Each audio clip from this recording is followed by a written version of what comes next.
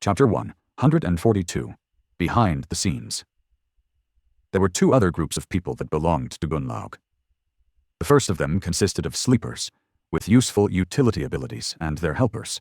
These people, known as artisans, played a very important role in the life of the castle.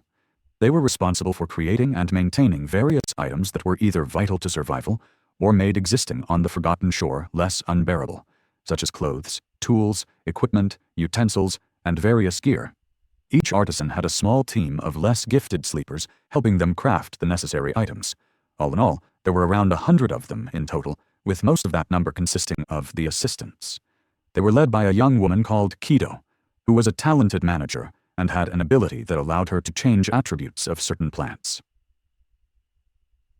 The vegetables in Sunny's stew came from her garden, since such an ability was nothing short of priceless on the Forgotten Shore, where food was scarce and mostly homogeneous.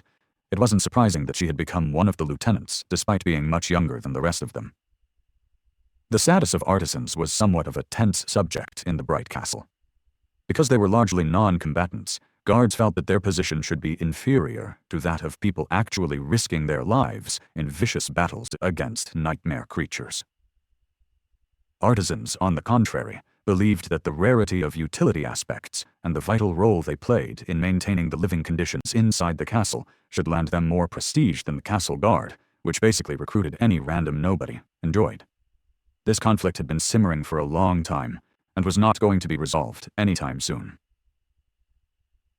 Funnily enough, hunters who risked their lives the most did not care about the issue one way or another. Their leader Gemma, however, was silently supporting the artisans and their chief, Kido, which prevented the guards from being too forceful in their argument. The last group of people who belonged to Gunnlaug was the handmaidens.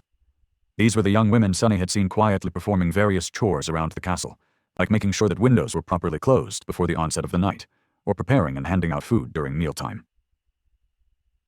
They were responsible for maintaining the castle itself, as well as serving the high-ranking members of the host. There were also around 100 of them.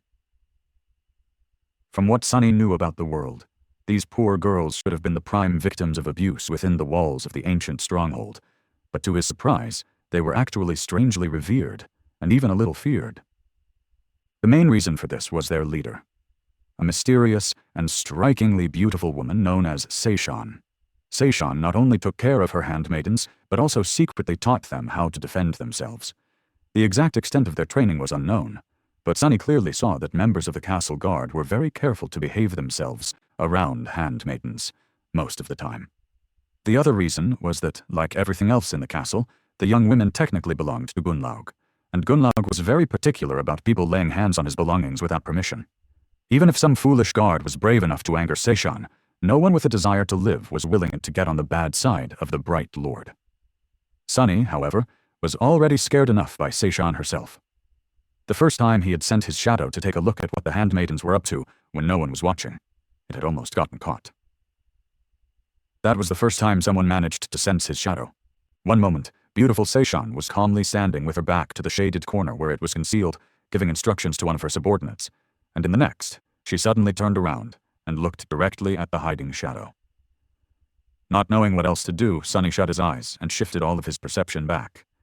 He was fairly sure that no one would be able to directly see the shadow after all. His innate stealth enhancement was even more pronounced when it came to his silent companion. However, there were a lot of different aspects. Many awakened, for example, were able to feel when someone was looking at them. Praying that this was the case here, Sunny waited for a while, before cautiously opening one eye. Luckily, this time, he didn't cause too much of a commotion.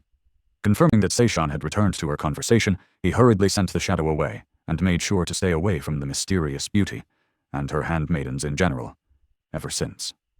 The last 100 people in the castle were those who paid tribute, but didn't serve Gunnlaug directly. There was no real name for this group, so Sunny simply called them tenants in his mind. There were two types of tenants. A smaller number of them were those who were able to make a decent living by providing Gunnlaug's men with various services, mostly having to do with craftsmanship and entertainment. For example, there was a man who created something akin to a music lounge, another one who operated a small theater troupe, and even an entrepreneurial girl who owned a gambling den. A larger number of tenants were people like Harper, those who had entered the castle through luck and remained there by the skin of their teeth, desperately trying to earn soul shards for tribute by acting as servants and doing various menial jobs. These poor folks were at the very bottom of the social hierarchy of the castle. And on the opposite side of that hierarchy, there was the Golden Serpent, the master of the castle, Bright Lord Gunlaug himself, the man who, by Effie's description, was nearly immortal. On his 5th day in the ancient stronghold, Sunny had finally laid eyes on this loathsome tyrant. He didn't like what he saw at all.